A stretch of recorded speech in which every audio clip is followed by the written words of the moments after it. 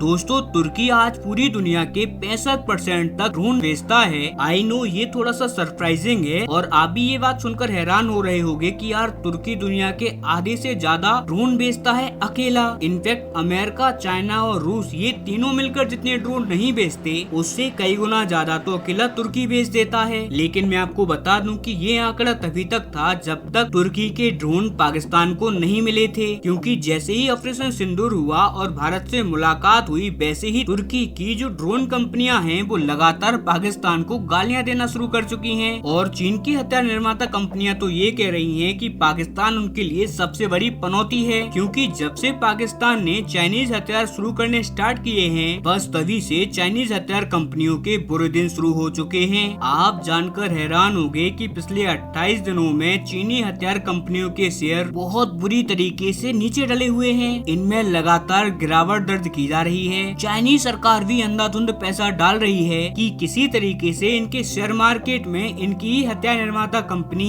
जो चाइना के हथियार बनाती हैं उनके शेयर थोड़े बहुत ऊपर जाएं, जिससे कि कंपनियों की हालत जो कि खराब ऑलरेडी है वो और ज्यादा खराब ना हो। लेकिन पाकिस्तान ने ऑपरेशन सिंदूर के द्वारा इतनी लंका लगवा दी है चाइनीज हथियारों की कि अब इससे कुछ फर्क ही नहीं पड़ रहा। वहीं तुर्की और वहाँ की हथियार निर्माता कंपनी, खास करके ऐसी कंपनी जो कि वहाँ पर ड्रोन बनाती हैं, वो तो लिटरली यही कह रही हैं कि जिसका दोस्त पाकिस्तान जैसा हो उसे दुश्मनों की क्या ही जरूरत। और ये बात एकदम सही भी है। लेकिन दोस्तों अगर अभी तक आप लोगों ने इस चैनल को सब्सक्राइब नहीं किया है और वीडियो को लाइक नहीं किया है तो मैं आप लोगों से निवेदन करता हूँ कि आप जल्दी से जल्दी इस चैनल को सब्सक्राइब करें और वीडियो को लाइक करें आगे आने वाली फ्यूचर में ऐसे ही और अमेजिंग खबरों को जानने के लिए। आइए अब हम वीडियो में आगे बढ़ते हैं। खुद आप जरा आपकी स्क्रीन पर देख लीजिए, रिपोर्ट्स आ रही हैं कि तुर्की की ये जो ड्रोन बनाने वाली कंपनी है इन्हें अब हथियार बेचने में मुश्किलें आ रही हैं। इनके ड्रोन के खरीदार लगातार कम हो रहे हैं, खासकर कि पिछले 3 हफ्तों में अगर आप देखें तो तुर्की के ड्रोन के लिए जो इंक्वायरीज थी, जो खरीदार पहले इंक्वायरी करते हैं ना किसी ड्रोन की, ये 38% तक गिर चुकी है। और इसीलिए कहा ये जा रहा है कि तुर्की के ये जो ड्रोन एक्सपोर्ट हैं ये पिछले 10 सालों के निचले स्तर को छू चुके हैं। इतनी तेजी से इनके ये जो ड्रोन एक्सपोर्ट हैं वो गिर रहे हैं। और इसका सबसे बड़ा कारण क्या है आप खुद आपकी स्क्रीन पर देख लीजिए। इसका सबसे बड़ा रीजन है भारतीय डिफेंस मैकेनिज्म। ऑपरेशन सिंदूर में भारतीय डिफेंस मैकेनिज्म, जी हाँ दोस्तों, सिर्फ S-400 नहीं, भारत के जो छोटे छोटे और पुराने डिफेंस सिस्टम हैं उन्होंने लिटरली तुर्की के ड्रोन्स की बहुत बुरी तरीके से दुर्गति करी है। तुर्की का एक सिंगल ड्रोन लैंड नहीं हो पाया भारतीय जमीन के ऊपर और इसी वजह से अब पूरी दुनिया में तुर्की के ड्रोन के ऊपर क्वेश्चंस उठना स्टार्ट हो चुके हैं। हालांकि आप लोग कहोगे कि यार पहले क्या इस पे कभी सवाल उठे ही नहीं है या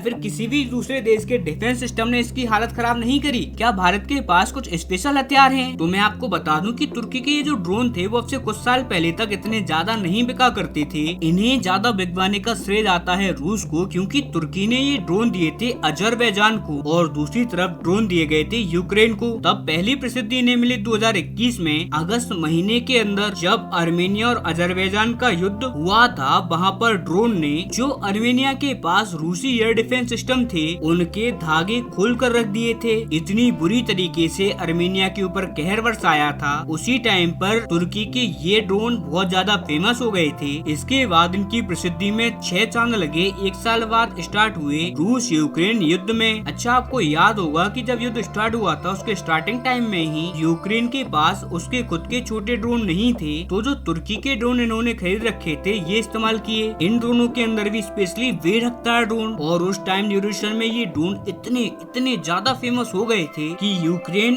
और यूरोप के कई देशों ने तो इस बेरख्तार ड्रोन के ऊपर एक सॉन्ग भी बना दिया था और ये सॉन्ग पूरी दुनिया भर में वायरल हुआ था। खैर यहाँ पर भी रूस के डिफेंस सिस्टम और उन डिफेंस सिस्टम के ऑपरेटरों की गलती की वजह से ये ड्रोन बहुत ज्यादा इफेक्टिव साबित हुए रूस के खिलाफ। और ये तुर्की के ही ड्रोन थे जिन्होंने इनके टैंक्स, इनके धरती पर खड़े हुए लड़ाकू विमान, इनके आर्म्ड व्हीकल सबको जमीन पर ही नष्ट कर दिया था। और तभी से तुर्की की ड्रोन की प्रसिद्धि ऐसी हुई कि क्या पाकिस्तान, क्या अफ्रीका के देश और क्या ही यूरोप के देश, मतलब हर तरफ इसकी वाहवाही हो रही थी और हर कोई इसका ऑर्डर प्लेस कर रहा था तुर्की को। लेकिन एक बात जो कि हम सब जानते हैं कि युद्ध के ड्यूरेशन में जितनी अहमियत एक हथियार की रहती है उससे कई सौ गुना ज्यादा अहमियत रहती है उसके ऑपरेटर को। आखिरकार उन हथियारों को चला कौन रहा है। आपको याद ही होगा, आपसे कुछ टाइम पहले से मैं आपको ये बात बहुत बता रहा हूँ कि रूस के पास वर्ल्ड क्लास डिफेंस सिस्टम है, लेकिन रूस के पास ऑपरेटर ढंग के नहीं है, इन्हें चलाने वाले ढंग के नहीं है, और ना ही इनके पास अच्छे कमांडर हैं जो कि सही रणनीति बनाकर सही जगह पर डिप्लॉयमेंट कर सकें। इसी वजह से रूस यहाँ पर मार खा रहा है। इसी वजह से इनके देश में यूक्रेन ने इतने अंदर तक अटैक कर दिया, जबकि आपने देखा कि भारत के पास भी रूस के ही हथियार हैं, रूस के ही लड़ाकू विमान हैं और रूस के ही एयर डिफेंस सिस्टम है, लेकिन हमने इनका इस्तेमाल इतने शानदार और बेहतरीन तरीके से किया है कि तुर्की के सेम यही ड्रोन भारत के सामने खिलौनों के अलावा कुछ भी नहीं था। तुर्की का एक सिंगल ड्रोन भी भारत की जमीन को सही सलामत टच नहीं कर पाया, और इसी वजह से इन ड्रोन खरीदने वाले को भी अब समझ आ चुका है कि अगर अच्छे से एयर डिफेंस सिस्टम का इस्तेमाल किया जाए तो ऐसे में ड्रोन्स को मारना कोई बहुत बड़ी बात नहीं है। इसीलिए अब देश कम इन्वेस्ट कर रहे हैं इन ड्रोन्स के ऊपर, जबकि जो छोटे छोटे पाम साइज ड्रोन होते हैं, यानी कि हाथ के साइज के, जिसे जैसे कि यूक्रेन जिन ड्रोन्स को इस्तेमाल कर रहा है, उनकी मार्केट बढ़ रही है और उस मामले में तुर्की बहुत ज्यादा पीछे है। और यही कारण है कि तुर्की बहुत ज्यादा वाला हार्ड हिट हुआ है, खास करके भारत के द्वारा किए गए ऑपरेशन सिंदूर के बाद, और इसका इफेक्ट हम देख सकते हैं तुर्की की गिरती हुई डिफेंस इंडस्ट्री के रूप में।